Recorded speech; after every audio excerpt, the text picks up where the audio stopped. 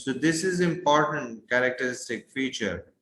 And this bronchoconstriction is due to inflammatory mediators, right? So hallmark of asthma is bronchial hyperreactivity to endogenous or exogenous stimuli. In asthmatic patients, the response to various stimuli is amplified by persistent inflammation, right? So there are different mediators which are released, right, and stimulate the secretion or responsible for bronchial hyperreactivity and responsible to cause bronchoconstriction, that is the narrowing of the lumen, and that will lead to difficulty in breathing. So in asthma, the effective diameter of the airways is decreased. The goal of therapy is to decrease airway resistance. So how we can decrease the airway resistance? Increasing the diameter of the bronchi. So how we are going to increase the diameter? That means if we block or stop the process of bronchoconstriction. So this is how we can increase the diameter of the bronchi. Or in another way, we can say if we reverse the bronchoconstriction or bronchospasm, so we can increase the diameter of the bronchi. So this is one of the key goal of therapy, to reverse the bronchoconstriction. That is responsible for the narrowing of the lumen. So by reversing the bronchoconstriction, by stopping the bronchoconstriction phenomena, the main group that we use is the bronchodilators, which are responsible to reverse bronchoconstriction and increases the diameter of the lumen, that we will discuss in the subsequent slide. And at the same time, decreasing mucus secretion or stagnation in the airways, right? So because of the inflammatory mediators, not only stimulate bronchoconstriction, but it is also responsible to increase the secretions, and this mucus secretion is also responsible to produce difficulty for airway passage, right? So reversing the bronchoconstriction, increasing the diameter, at the same time decreasing the secretion. So now you can see here we compare the lumen of the normal person. Muscle of bronchi are relaxed, allowing easy airflow, right? Normal bronchial tube in picture A, and in asthma patient, muscle of bronchi are tight and thickened. The bronchi are inflamed and filled with mucus, which impedes airflow, right? So treatment, we broadly categorize, in the beginning, in the first slide, already we have discussed, basically the main phenomena which is responsible to produce bronchoconstriction is the inflammation. Because due to inflammatory process, inflammatory mediators are released and they stimulate the bronchial smooth muscle, and that is responsible to produce narrowing of the lumen. So when there is narrowing of the lumen, what will happen? Difficulty in breathing. That is called the acute attack. So when a patient come to the emergency department or in emergency situation, when there is difficulty in breathing and patient is unable to take the breath properly, so initially we have to treat that bronchoconstriction, right, by using bronchodilators. So initially we are going to ease the patient. We are going to reverse the bronchoconstriction, so patient would be able to take the breathing properly. Then we'll have to treat, ultimately we'll have to treat the inflammation. Otherwise, this process will occur again and again, right? So that is why the long in number one classification is the quick relief medication. And basically the purpose of quick relief medication is to reverse the bronchospasm or bronchoconstriction, which is responsible for the difficulty in breathing, and long-term control medication. Clear? Drugs for asthma. So now already we have discussed. Now I think it would be easier for you to understand that basically the bronchoconstriction due to inflammatory process, and due to inflammatory process, inflammatory mediators, they are responsible to cause bronchoconstriction. So when there is bronchoconstriction, difficulty in breathing. So initially we'll have to reverse the bronchoconstriction, so patient will be able to take the breath properly. Then we are going to focus to treat the process of inflammation by using anti-inflammatory drugs. So that is why the broad group, number one is the bronchodilators, and the second group is the anti-inflammatory drugs. So this is the key classification, right? And strategies of asthma therapy: acute asthmatic bronchospasm must be treated promptly, quickly, and effectively with bronchodilators. So that is why these are labeled as reliever drug, right? And examples are beta-2 agonist, muscarinic antagonist, and theophylline, which belongs to methylxanthine group, right? And its derivatives are available for this indication. So acute attack can be treated by using beta-2 agonists, muscarinic or anticholinergics, right? Muscarinic antagonist, and also we can label it anticholinergic, right? And theophylline. Now this is very important slide. Bronchodilators.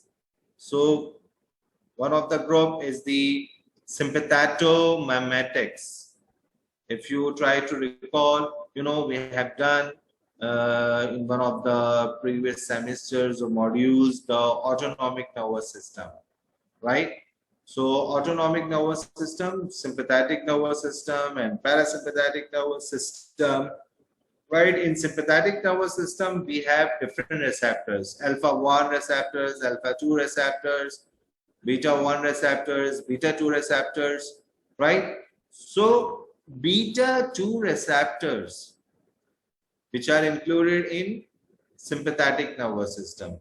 The stimulation of beta-2 receptor is responsible to produce bronchodilation just because of smooth muscle relaxation phenomena, right?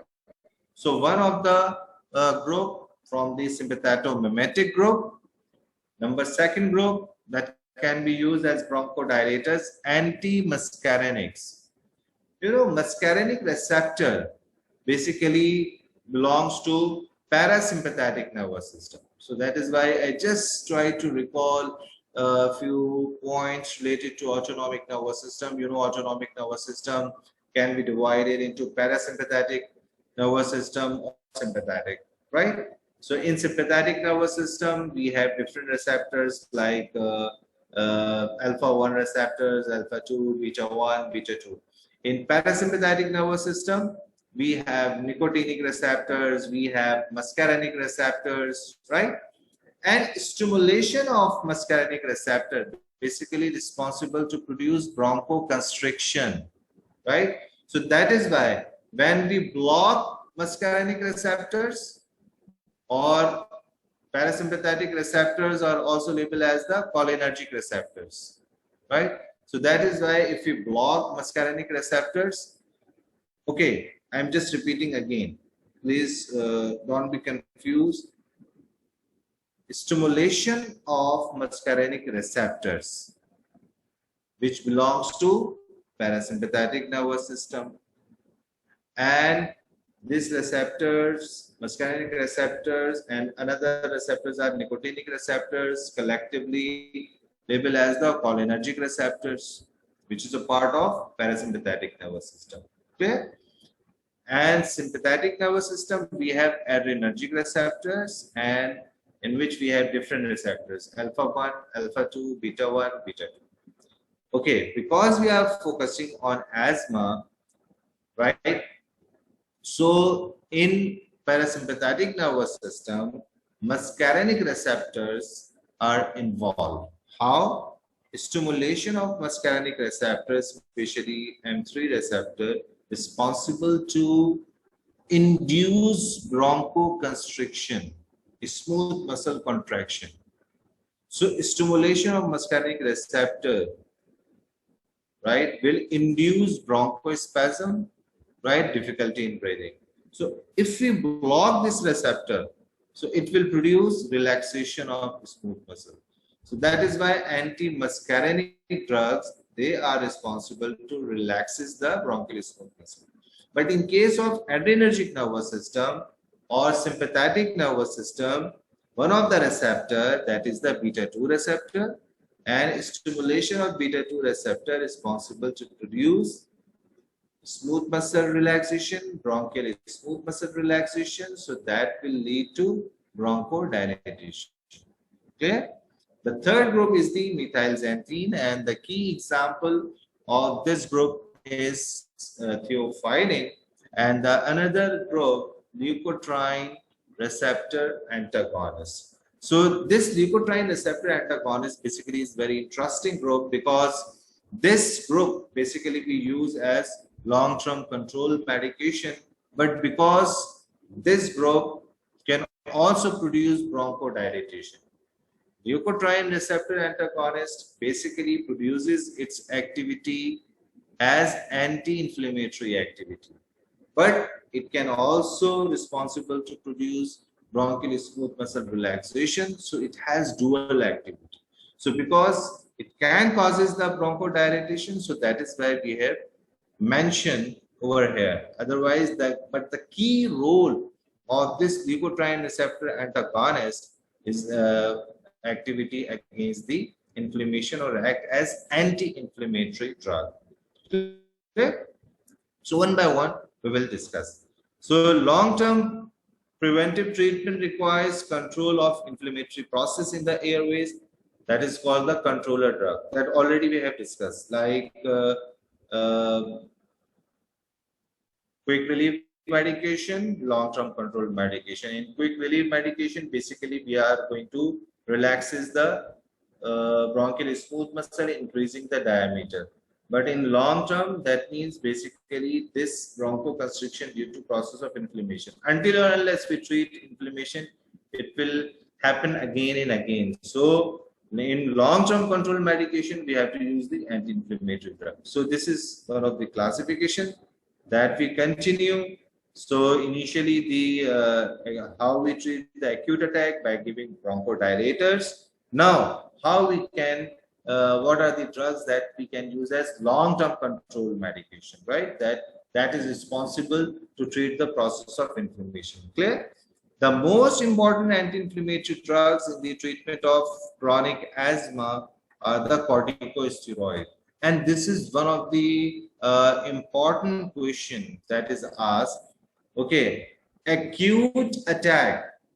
In acute attack, the main problem is bronchoconstriction. The main problem is difficulty in breathing due to bronchospasm. So in acute attack, we are required the quick relief medication. And the best group, the most commonly used group that is used in acute attack as quick relief medication, that is beta 2 adrenergic agonist. Short acting beta 2 adrenergic agonist. Beta 2, that means stimulation of beta 2 receptors which is a part of adrenergic nervous system responsible to produce bronchodilation, right? Short acting means because the onset of action is rapid, because this beta 2 adrenergic agonist group having both type of drug, quick relief medication activity by using short acting beta 2 adrenergic agonist in acute attack. But as long-term control medication, we can also use this group, right? But in that situation, we have to use the long-acting beta 2 agonist. And long-acting means the onset of action is slower, so it will take time. But in case of long-term control medication, the drug of first choice or group of first choice is corticosteroid. This you must remember, right? As one of the powerful anti-inflammatory group. And drugs such as cromolyn and nidocromil that inhibit release of mediators from mast cells and other inflammatory cells, right? Long-acting beta-2 agonists. So again, here already we have discussed the beta-2 agonist, this group having short-acting and long-acting, right? Short-acting used in acute attack and long-acting as long-term control medication. Clear? The anti-immunoglobulin E antibodies also appear promising for chronic therapy. The leukotriene antagonists have effect on both bronchoconstriction and inflammation, but are used only for prophylaxis. Whenever we use the term prophylaxis, that means we are using the term for the drugs under the heading of long-term control medication. Can you recall this leukotrienes? Then we will continue. You know, there is a pathway. I think if you try to recall, because we have done the NSAID, non-steroidal anti-inflammatory drug, you know, arachidonic acid. Arachidonic acid is entered into two pathways. If lipoxygenase enzyme is act on arachidonic acid, it will enter into lipoxygenase pathway, and lipoxygenase pathway is responsible to produce different leukotrienes. And if cyclooxygenase enzyme act on arachidonic acid, this arachidonic acid enter into the pathway that is called the cyclooxygenase pathway, and this pathway is responsible to produce different prostaglandins. Okay? So now anti-inflammatory drugs, corticosteroid is the key group as anti-inflammatory agent, right? And in acute attack, we are required the bronchodilators. And in acute attack, or if we talk about the bronchodilator, group of first choice is the sympathetomimetic. Sympathetomimetic means beta-2 adrenergic agonist, right? Now, anti-inflammatory drugs, corticosteroids, mast cell stabilizers, and anti-immunoglobulin E antibody. You know, in allergy reaction, immunoglobulin E is involved. Now, one by one, beta adrenergic agonists. The first point that you must know, what is the group of first choice in the treatment of acute attack of asthma?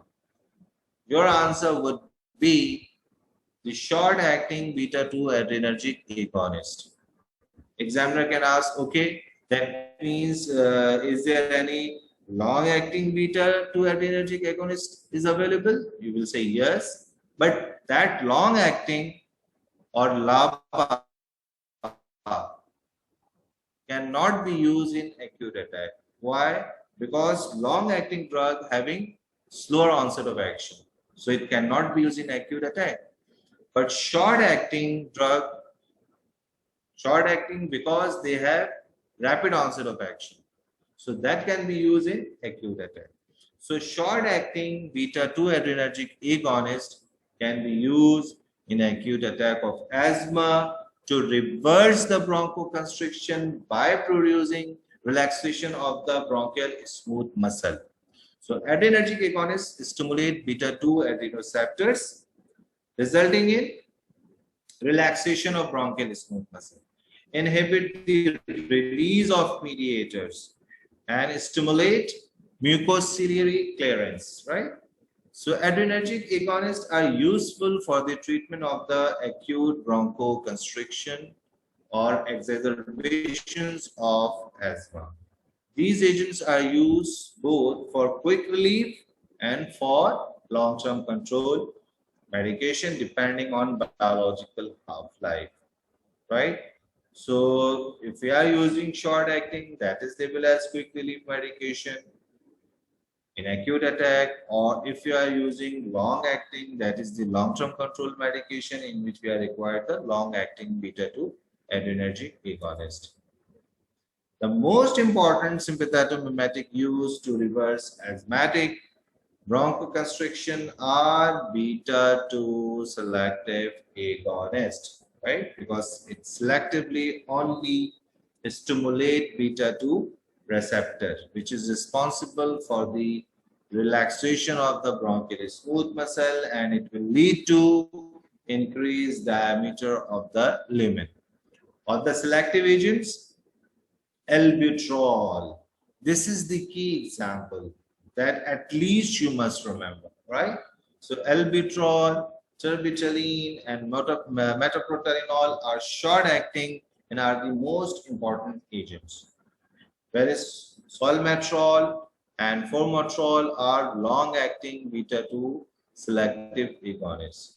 So these drugs like albuterol, terbutaline can be used in acute attack, but solmetrol and formoterol cannot be used in acute attack. Why? Because these are long acting, and long acting drugs having slow onset of action, and in acute attack we are required the quick result, right? So this difference you must know, examples as well as the difference, right? Short acting albuterol is the key example, whereas in long acting beta-2 adrenergic agonists, we have solmetrol and formoterol. Short acting beta-2 adrenergic agonist, we have albuterol, levoalbuterol, pervitrol, metoprolol, terbutaline. So these are the examples, different examples. But at least if you know albuterol, so you will pass, right? So at least you must remember the name of albuterol, right? So administered by inhalation, onset of action is 1 to 5 minutes. Available for oral administration, that is albuterol and terbutaline. That means albuterol is the form which is available in both form, oral preparation form as well as by inhalational route. So this albuterol can be used by both route, by inhalational route as well as by oral preparation, like oral in the tablet form or syrup form. But terbutaline cannot be used by inhalation route, but it can be used as the oral preparation. Long-term use of these agents. This is the important point from the BCQ point of view. Long-term use of these agents for the treatment of chronic asthma has been associated with diminished control. That is called the tolerance, decreased response, right? Perhaps due to beta receptor downregulation, right? Because of the continuous use, and this tolerance or decreased drug response is due to beta-2 receptor downregulation. So that is the cause of diminished control or decreased response. So how we can overcome tolerance? This is important question. Number one, either we are going to increase the dose, but we cannot increase the dose because increased chances of side effects. Okay, so one of the possible mechanism to overcome the tolerance or regain the response again is by increasing the dose. And the second phenomena could be we stop the drug. or we produce the drug holiday. There should be a gap. Should be an interval and drug-free interval. So in drug-free interval, in drug-free exposure to that receptor, the receptor which are down-regulated can be up-regulated again, right? But we cannot leave the patient without drug. So in that situation, if a patient is showing the decreased responsiveness of this beta-2 adrenergic agonist, so we'll have to think another group, alternative group.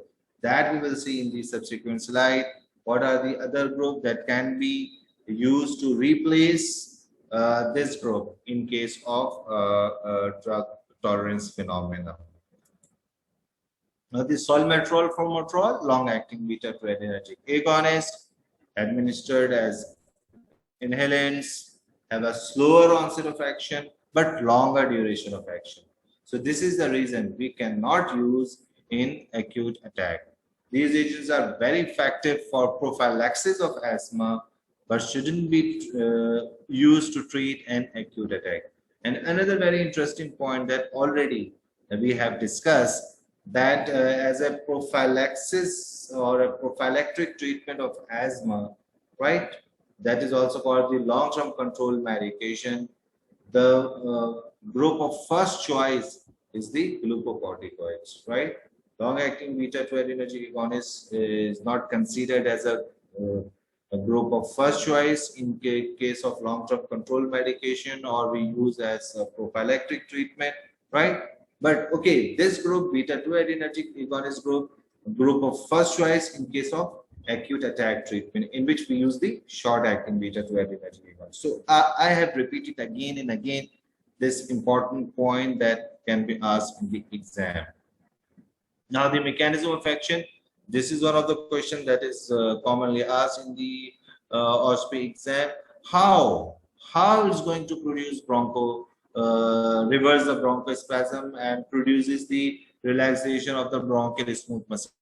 Because a number of students, okay, they clearly says, okay, these drugs, they are used in the treatment of asthma because they are going to produce bronchodilation.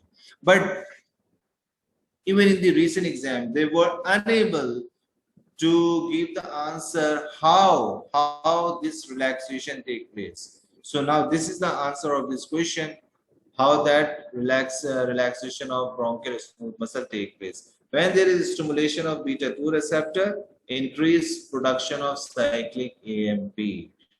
So basically, increased level of is responsible to relaxes the bronchial smooth muscle.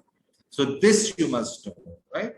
Okay, the drugs albuterol, short-acting beta-2 agonist, relaxes the bronchial smooth muscle, but examiner asks, okay, you have said everything right, but how it produces relaxation of bronchial smooth muscle, which is responsible to produce bronchodilation?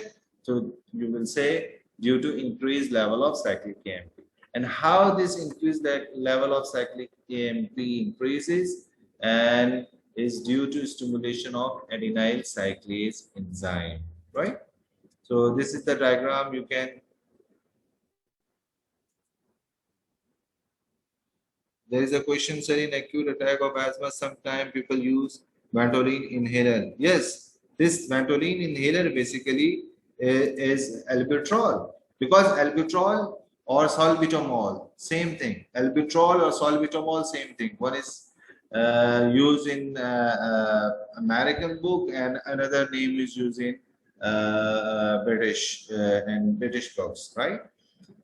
So beta-2 agonists, they stimulate adenyl cyclase enzyme, and this adenyl cyclase enzyme is responsible to increase level of cyclic AMP, right? Other agents, but now please focus on this point. When we say other agents, that means they are not supposed to be the agent of choice, but as for just for the knowledge, we are discussing these drugs. Otherwise, the drug of choice that already we have discussed, when we say beta-2 adrenergic agonist, short-acting, we have albuterol, terbutaline, right? And in long-acting, solmetrol, formoterol. So these are the key examples. So these are the other agents like isoproterenol, non-selective. Non-selective means for the bronchodilation, we are required the stimulation of beta 1 receptor or beta 2 receptor. Can anyone give me the answer? So your answer is beta 2, right? So when dilatation take place due to stimulation of beta 2 receptor, so why unnecessarily we are also going to stimulate beta 1 receptor, right? This is the logical point. And you know, when there is stimulation of beta 1 receptor, which activity is going to be activated? Which organ activity is going to be activated? Just tell me quickly. Beta 1 receptor stimulation, cardiac activity. Yes, cardiac activity. So stimulation of beta 1 receptor increase contractility of the heart, increase conductivity of the heart, increase heart rate. So why unnecessarily we are going to disturb the heart activity or increasing the heart activity when we have selective beta 2 agonist available, right? So just for the knowledge, just for the comparison, isoproterenol, that is the non-selective beta receptor agonist. That means it will stimulate both beta 1 or beta 2. And potent bronchodilator, powerful bronchodilator. In spite of that, we are not preferring isoproterenol. Why? Because it not only produces bronchodilation, it also unnecessarily stimulates the cardiac activity, which is not required, right?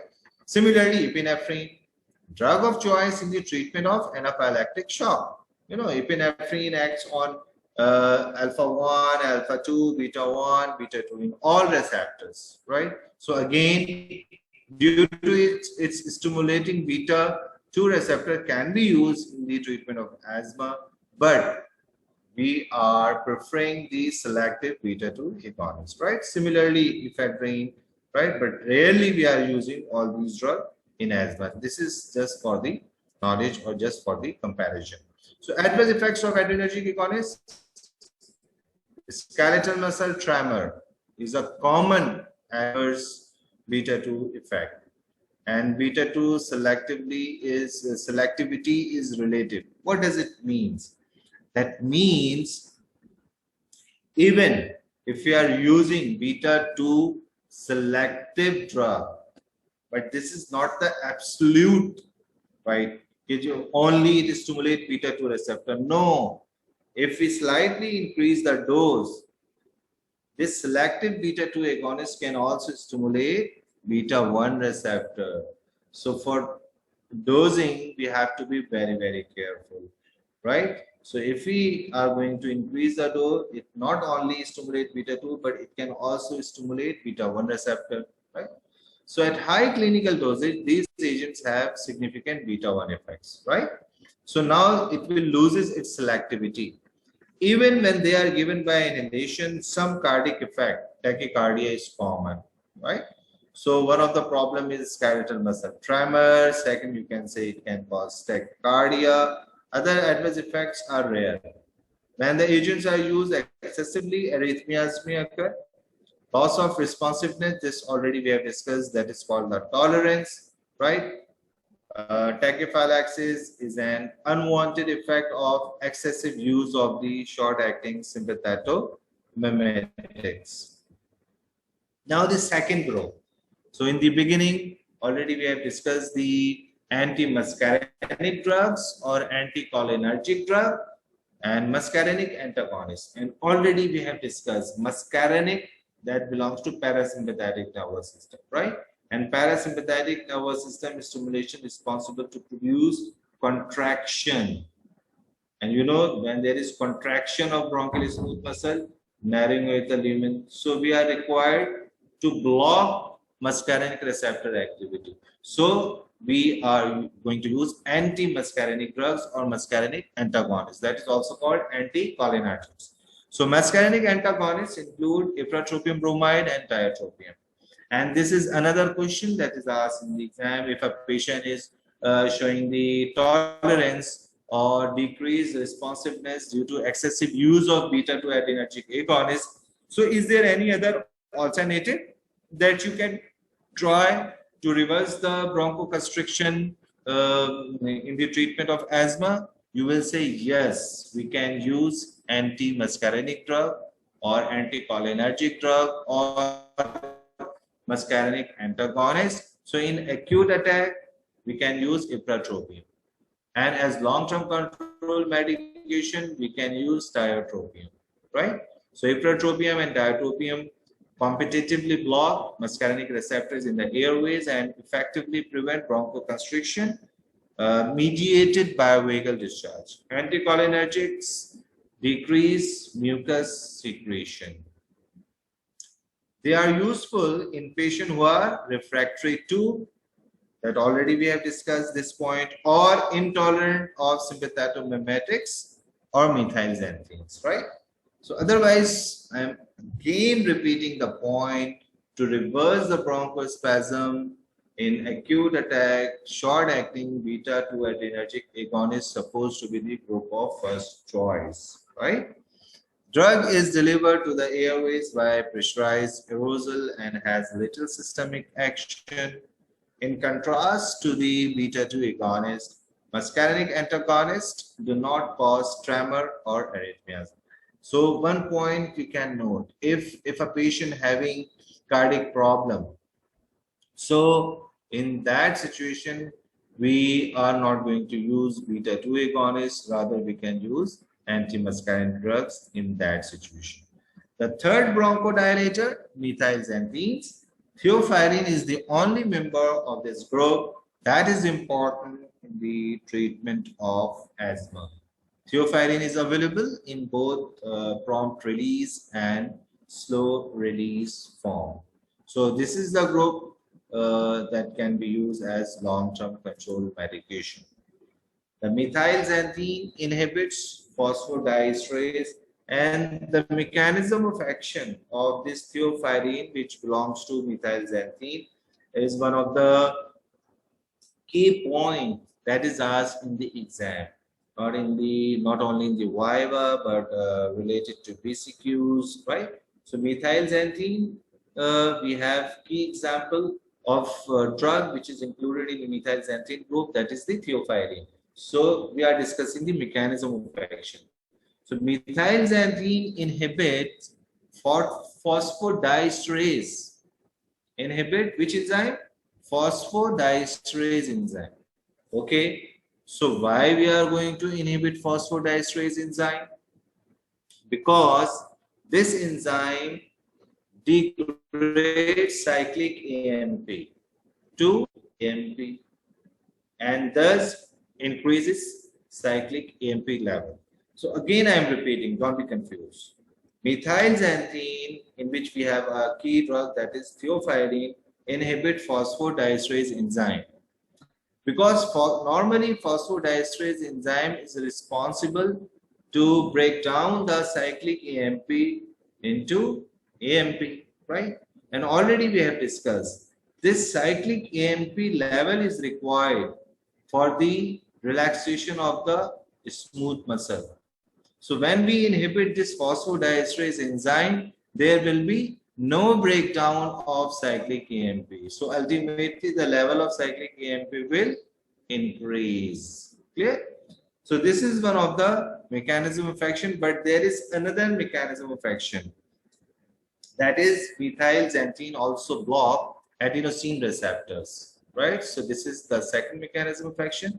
The anti-phosphodiesterase effect, however, requires high concentration of the drug, right? So that is why methylxanthine, this group is not being used clinically, right? There are a few conditions in which we can use this methylxanthine. Otherwise, methylxanthine group is not being used in acute attack as well as long-term control medication. Okay? Theophylline. You know, theophylline, that belongs to methylxanthine group, and it inhibits phosphodiesterase enzyme. Because phosphodiesterase enzyme responsible for the breakdown of cyclic AMP into AMP. When we inhibit the activity of this phosphodiesterase enzyme by giving theophylline, there will be no breakdown of cyclic AMP. The level of cyclic AMP will raise. This already we have discussed. Therapeutic uses of this methylxanthine group can be used to treat acute or chronic asthma that is unresponsive to beta adrenoceptor agonist. Now you can realize the point that we were discussing, because high concentration is required, so increased chances of side effects. So commonly we are not preferring this group. But sometimes if patient is not responding with conventional drug like beta-2 adrenergic agonist, like anti-muscarinic drugs, then we can try this group, right? So they can be administered prophylactically. These agents are used to treat chronic obstructive lung disease and emphysema. Methylxanthine are used to treat apnea in preterm infants based on stimulation of the central respiratory center. So this is one of the key use in which if a apnea in preterm infant, so we can use theophylline as a drug of first choice in that situation. So this is one of the specific situations we can use methylxanthine preferably. Toxicity, this is the problem. So that is responsible for not using this group commonly nowadays. The common adverse effects of methylxanthines include gastrointestinal distress, tremor, and insomnia, severe nausea and vomiting, hypertension, cardiac arrhythmias, and seizures may result from overdosage. Very large overdoses in suicide attempts are potentially lethal because of arrhythmias and seizures. Beta blockers are useful in reversing severe cardiovascular toxicity from theophylline. Drug interactions, there is another problem of this group. Theophylline is eliminated by P450 drug metabolizing enzymes in the liver, right? So clearance varies with age, highest in young adolescents, smoking status, higher in smokers, right? And concurrent use of other drugs that inhibit or induce hepatic enzymes. So this is all about the drugs. So now I am summarizing the important points that basically asthma is the chronic inflammatory disorder, right? So due to inflammatory mediators, one of the major problem is it produces bronchoconstriction, narrowing of the lumen, difficulty in breathing. At the same time, due to inflammatory mediators, increased secretions, that is also responsible to obstruct the normal air passage, airflow, right? So this bronchospasm can be reversed by using bronchodilators, right? And which bronchodilator can be used as a preferable group or agent to reverse the bronchospasm in acute attack? And your answer would be short-acting beta-2 adrenergic agonist. Beta-2 adrenergic agonist, not antagonist, because stimulation of beta-2 receptor is responsible to produce bronchodilation. So this concept must be clear, because some students, they get confused, because some examiners, they try to confuse. Okay, beta-2 agonist or antagonist. So sometimes students get confused. So there is no need to get confused, because you will say, okay, stimulation of beta-2 receptor, that means beta-2 agonist. They are responsible to produce bronchodilation, relaxation of the bronchial smooth muscle, right? Long-acting beta-2 adrenergic agonists can also be used in the treatment of asthma, but not